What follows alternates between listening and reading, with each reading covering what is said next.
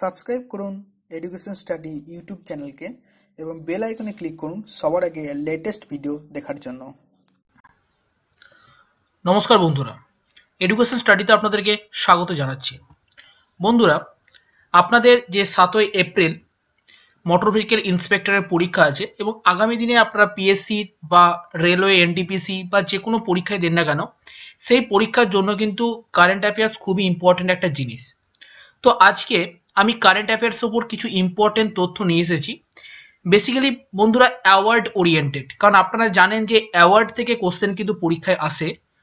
তো আমি চেষ্টা করেছি রিসেন্ট অ্যাওয়ার্ডগুলোকে 2-3টে লেকচারে কমপ্লিট করে দেওয়া, যাতে করে আপনারা একবার ভিডিওটা দেখলে আপনাদের মোটামুটি পুরো ব্যাপারটা ক্লিয়ার হয়ে যায় এবং সব ইনফরমেশন এক জায়গায় থাকে এবং আপনাদের কোনোভাবে সমস্যা না হয়, আপনারা যেন খুব ভালোভাবে প্রিপারেশন করতে পারেন।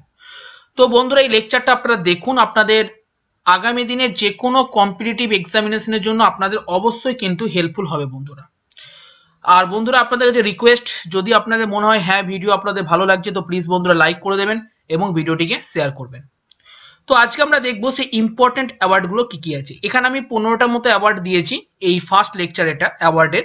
এরপর আমি সেকেন্ড লেকচারে আরো কিছু অ্যাওয়ার্ড দেবো। মোটামুটি 3টে কি 4টে লেকচারের মধ্যে আমি পুরোটা কমপ্লিট করে দেবো। অর্থাৎ অ্যাওয়ার্ড থেকে যা যা কোশ্চেন হতে পারে আপনি যদি এই 3-4টে ভিডিও দেখেন তাহলে কিন্তু আপনার পুরোটা ক্লিয়ার হয়ে যাবে।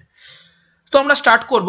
1 নম্বর টপিক যেটা আছে শ্রী বিনায়ক নাইডু, অর্থাৎ আমাদের যে উপরাষ্ট্রপতি আছে, আপনারা জানেন রাজ্যসভার চেয়ারম্যান বা উপরাষ্ট্রপতি বিনায়ক নাইডু বা ভেঙ্কয়া নাইডু, যা বলবেন আপনি, is the first Indian to receive an honorary from the university of piece. তো আপনারা জানেন যে ইউনিভার্সিটি অফ পিস থেকে আমাদের উপরাষ্ট্রপতি এবং প্রথম, যেটা এই কারণে এটা সব থেকে বেশি ইম্পর্টেন্ট হয়ে যায় যে ইনি হচ্ছেন প্রথম ভারতীয় যিনি অনারি পেয়েছেন। কোথায় থেকে? না, ইউনিভার্সিটি অফ পিস থেকে।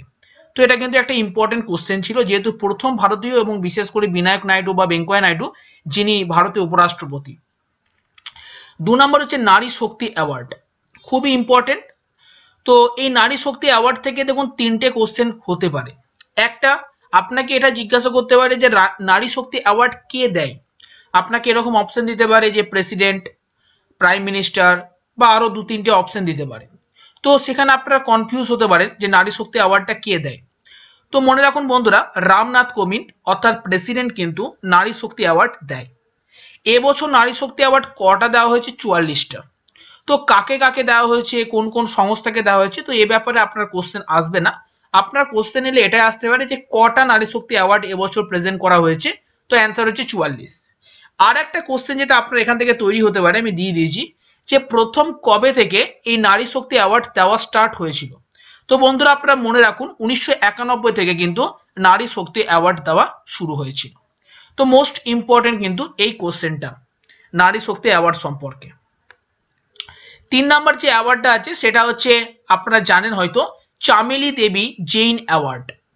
আমি বললাম বন্ধুরা যে মোস্ট ইম্পর্টেন্ট, অর্থাৎ যে সমস্ত ইম্পর্টেন্ট অ্যাওয়ার্ডগুলো আছে আমি সবগুলো এখানে কভার করে দেবো এই লেকচারে নয়, অর্থাৎ 3-4টে যে লেকচার বললাম সেই টোটাল লেকচার আমি কভার করে দেবো। তো আপনাদের চিন্তার কোনো কারণ নেই, আপনারা শুধুমাত্র লেকচার দেখুন তাহলেই বুঝতে পারবেন। তো চামেলি দেবী জৈন অ্যাওয়ার্ড দেওয়া হয়েছে প্রিয়াঙ্কা দুবে। দেখুন বন্ধুরা, কোশ্চেন আপনাকে এরকমও দিতে পারে যে আপনাকে দিতে পারে এরকম যে প্রিয়াঙ্কা দুবে নিচের কোনটির সাথে যুক্ত। তো সেখানে ধরুন অপশন থাকলো জার্নালিজম বা সাংবাদিকতা। তো জার্নালিস্ট, কারণ প্রিয়াঙ্কা দুবে একজন জার্নালিস্ট এবং প্রিয়াঙ্কা দুবে কিন্তু চামেলি দেবী জৈন অ্যাওয়ার্ড পেয়েছে। বা আপনাকে কোশ্চেন এভাবেও দিতে পারে যে চামেলি দেবী জৈন অ্যাওয়ার্ড কোন ফিল্ডের উপর দেওয়া হয় বা কোন ক্ষেত্রের উপর দেওয়া হয়, তখন আপনার অ্যান্সার হবে কিন্তু জার্নালিজম। তাই 3টে, অর্থাৎ এই 3টেই ইনফরমেশন খুব ইম্পর্টেন্ট, জার্নালিস্ট, প্রিয়াঙ্কা দুবে এবং চামেলি দেবী জৈন অ্যাওয়ার্ড। ক্লিয়ার? 4 নম্বর যে কোশ্চেনটা আছে সেটা যে রঘুরাম রাজনকে একটা অ্যাওয়ার্ড দেওয়া হয়েছে, সেটা হচ্ছে ইয়াসান্ত্র চাভান ন্যাশনাল অ্যাওয়ার্ড। ঠিক আছে, তো এটা আপনাকে মনে রাখতে হবে, কারণ আপনারা জানেন রঘুরাম রাজন এই নামটা খুবই একটা ইম্পর্টেন্ট নাম, যিনি আমাদের আরবিআই গভর্নর ছিলেন। তো সেই কারণে এই নামটা যেহেতু খুব ইম্পর্টেন্ট নাম, সেই কারণে কিন্তু আপনাকে মনে রাখতে হবে এবং এই অ্যাওয়ার্ডটার কথা মনে রাখতে হবে। ইয়াসান্ত্র চাভান ন্যাশনাল অ্যাওয়ার্ড কাকে দেওয়া হয়েছে? রঘুরাম রাজন। সাধারণত এই অ্যাওয়ার্ডটা ফাইন্যান্সিয়াল ফিল্ডে দেওয়া হয়। ঠিক আছে, তো এটা আপনারা জেনে রাখুন। আর আপনারা জানেন যে রঘুরাম রাজন একজন ফাইন্যান্সিয়াল ফিল্ডের লোক, সেই কারণে ফাইন্যান্সিয়াল ফিল্ডের উপর এই অ্যাওয়ার্ডটা দেওয়া হয়েছে। 5 নম্বর যে কোশ্চেনটা আছে বন্ধুরা সেটা হচ্ছে প্রিজকার প্রাইজ কাকে দেওয়া হয়েছে? তো এবছর প্রিজকার প্রাইজ পেয়েছে একজন জাপানিজ আর্কিটেক্ট, তার নাম হচ্ছে আরাটা ইসোজাকি। তো আপনাকে কোশ্চেন এটাও দিতে পারে, ধরুন কোশ্চেন আপনাকে এভাবে দিতে পারে যে প্রিজকার প্রাইজ 2019 কাকে দেওয়া হয়েছে, তো আপনার অ্যান্সার হবে আরাটা ইসোজাকি। বা আপনাকে ঘুরিয়ে দিতে পারে যে আরাটা ইসোজাকি কোন প্রাইজ পেলেন, অ্যান্সার হলো প্রিজকার প্রাইজ। বা আপনাকে এটাও দিতে পারে যে 2019-এ আরাটা ইসোজাকিকে যে প্রিজকার প্রাইজ দেওয়া হলো উনি কোন দেশের লোক, তো আপনার অ্যান্সার হয়ে যাবে জাপান। তো দেখছেন বন্ধুরা, আপনার কিন্তু একটা কোশ্চেন থেকে 3টে কোশ্চেন ফর্ম হতে পারে, সেই কারণে কিন্তু আপনাকে প্রত্যেকটা ইনফরমেশনই মনে রাখতে হবে যে জাপানিজ আর্কিটেক্ট আরাটা ইসোজাকি কিন্তু প্রিজকার প্রাইজ পেয়েছে। ঠিক আছে, এরপর আমরা দেখব 6 নাম্বার কোশ্চেন। 6 নাম্বার কোশ্চেন খুবই ইম্পর্টেন্ট, এখানে আমি অনেকগুলো ইম্পর্টেন্ট জিনিস দিয়ে দিয়েছি। দেখুন বন্ধুরা, ইন্ডিয়ার ক্লিনেস্ট সিটি, ইন্ডিয়ার ক্লিনেস্ট বিগ সিটি, সরি এগুলো সি হবে, ঠিক আছে, সি হবে, ক্লিনেস্ট, ইন্ডিয়ার ক্লিনেস্ট বিগ সিটি বা ইন্ডিয়ার ক্লিনেস্ট স্মল সিটি বা ইন্ডিয়ার ক্লিনেস্ট ক্যাপিটাল বা ইন্ডিয়ার ফাস্টেস্ট মুভিং বিগ সিটি, এই 5টা ইনফরমেশনই কিন্তু খুব ইম্পর্টেন্ট বন্ধুরা, আপনাদেরকে মনে রাখতে হবে। তো এই মুহূর্তে 2019-এ ইন্ডিয়ার ক্লিনেস্ট সিটি হচ্ছে ইন্দোর, খুব ইম্পর্টেন্ট। ইন্ডিয়ার ক্লিনেস্ট বিগ সিটি সেটা হচ্ছে আহমেদাবাদ, খুব ইম্পর্টেন্ট। ইন্ডিয়ার ক্লিনেস্ট স্মল সিটি সেটা হচ্ছে নিউ দিল্লি। ইন্ডিয়ার ক্লিনেস্ট ক্যাপিটাল সেটা হচ্ছে ভোপাল। আর ইন্ডিয়ার ফাস্টেস্ট মুভিং বিগ সিটি সেটা হচ্ছে রায়পুর। তো এই সবকটা আপনাকে মনে রাখতে হবে, 5টা ইনফরমেশনই। তার কারণ কিন্তু বন্ধুরা কোশ্চেন কিন্তু যে কোনো একটা আসতে পারে, আসার খুব চান্স আছে, এই 5টা পয়েন্ট আপনারা অবশ্যই মনে রাখবেন। ঠিক আছে, এরপরে দেখবো আমরা 7 নম্বর পয়েন্ট কি আছে না, কাকে দেওয়া হলো গ্রিন এরা অ্যাওয়ার্ড ফর সাস্টেনেবিলিটি। ঠিক আছে, গ্রিন এরা অ্যাওয়ার্ড কাকে দেওয়া হলো, কিসের জন্য না সাস্টেনেবিলিটির জন্য। তো এটা দেওয়া হলো টিভিএস মোটরসকে, টিভিএস মোটরস পেলো গ্রিন এরা অ্যাওয়ার্ড, মোস্ট ইম্পর্টেন্ট। আপনাকে জিজ্ঞাসা করতে পারে যে গ্রিন এরা অ্যাওয়ার্ড কে পেলো, আপনার অ্যান্সার হবে টিভিএস মোটরস। এর পরেরটা তো আরো ইম্পর্টেন্ট বন্ধুরা, তার কারণ আপনারা দেখছিলেন কিছুদিন আগে নিউজে বারবার আসছিল অভিনন্দন ভারতামানের কথা। তো অভিনন্দন যে ভারতামান ছিলেন ওনাকে ওনাকে একটি অ্যাওয়ার্ড দ্বারা সম্মান করা হয়েছে, সেই অ্যাওয়ার্ডটার নাম আপনাকে কিন্তু জিজ্ঞাসা করতে পারে, খুব চান্স আছে পরীক্ষায় কিন্তু আপনারা আসার, সেই কারণে আপনাকে জানতে হবে যে অভিনন্দন ভারতামানকে কি অ্যাওয়ার্ড দিয়ে পুরস্কৃত করা হয়েছে। তো ওনাকে যে অ্যাওয়ার্ডটা দেওয়া হচ্ছে সেই অ্যাওয়ার্ডটার নাম হচ্ছে ভগবান মহাবীর অহিংসা পুরস্কার। ঠিক আছে, ভগবান মহাবীর অহিংসা পুরস্কার, মোস্ট ইম্পর্টেন্ট বন্ধুরা। অভিনন্দন ভারতমানকে যে অ্যাওয়ার্ডটা দেওয়া হয়েছে সেটা হচ্ছে ভগবান মহাবীর অহিংসা পুরস্কার। তো আপনারা আশা করি মনে রাখবেন, এই অ্যাওয়ার্ডটা কিন্তু আপনার পেপারে যে কোনো পরীক্ষায় আপনি দিতে যান না কেন, সেই পরীক্ষার পয়েন্ট অফ ভিউ থেকে কিন্তু মোস্ট ইম্পর্টেন্ট এটা একটা কোশ্চেন, সেই কারণে কিন্তু আপনি মনে রাখবেন। 9 নম্বর যে কোশ্চেনটা আছে সেটা হচ্ছে Orissa state disaster management authority has backed the Scotch award 2018। ঠিক আছে, তো স্কচ অ্যাওয়ার্ড 2018 কাকে দেওয়া হলো না, স্কচ অ্যাওয়ার্ড 2018 দেওয়া হলো উড়িষ্যা স্টেট ডিজাস্টার ম্যানেজমেন্ট অথরিটিকে, এটাও কিন্তু ইম্পর্টেন্ট। আর এর পরের লাইনে আমি দিয়েছি যে স্কচের যে মিটিংটা, ঠিক আছে, সামিট যেটা হয় এবছর 56তম হলো, সেটা কোথায় হলো, পরের লাইনে দেওয়া আছে দেখুন, সেটা হচ্ছে নিউ দিল্লিতে। তো আপনার যেটা মনে রাখতে হবে সেটা যে স্কচ অ্যাওয়ার্ড 2018 কাকে দেওয়া হলো, সেটা হচ্ছে সংক্ষেপ আপনি বলতে পারেন যে ওডিএমএ, অর্থাৎ Orissa state disaster management authority. বা আপনাকে এইভাবে বলতে পারে যে স্কচ অ্যাওয়ার্ড 2018 কোন ফিল্ডে দেওয়া হলো, তো আপনাকে মনে রাখতে হবে ডিজাস্টার ম্যানেজমেন্টের ফিল্ডে। ক্লিয়ার, আশা করি আপনার কনসেপ্ট পুরো ক্লিয়ার। এবার দেখবো আমরা যে কাকে মিসাইল সিস্টেম অ্যাওয়ার্ড দেওয়া হলো না, ডিআরডিও যে চিফ সতীশ রেড্ডি, আপনারা জানেন সেই ডিআরডিও চিফ সতীশ রেড্ডিকে এবছর দেওয়া হলো missile system award, most important বন্ধুরা, আপনারা নোট করে রাখুন, পরীক্ষার পয়েন্ট অফ ভিউতে কিন্তু আপনাদের মোস্ট ইম্পর্টেন্ট। অনেক সময় ডিআরডিওর ফুল ফর্মটা জিজ্ঞাসা করে নেয়, তো আপনারা সবাই জানেন যে defence research and development organisation, DRDO full form.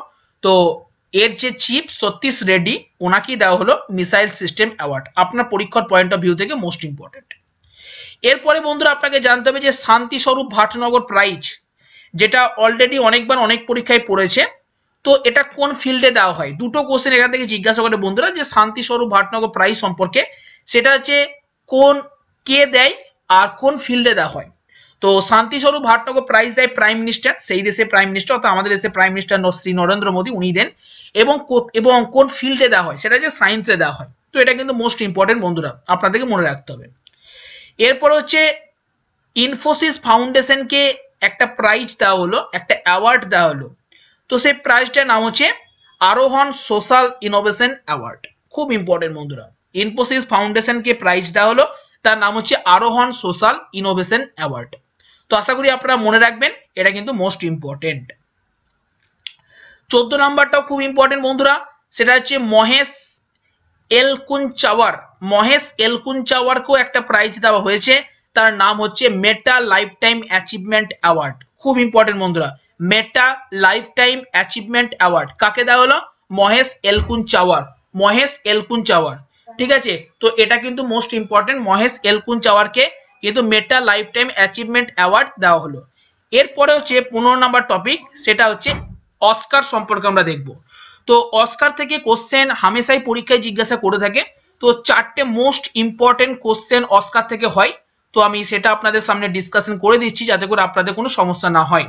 সেটা হচ্ছে দেখুন বন্ধুরা, প্রথম তো এই কোশ্চেনটা হয়ে যায় যে অস্কার অ্যাওয়ার্ড এবছর যেটা দেওয়া হলো সেটা কততম?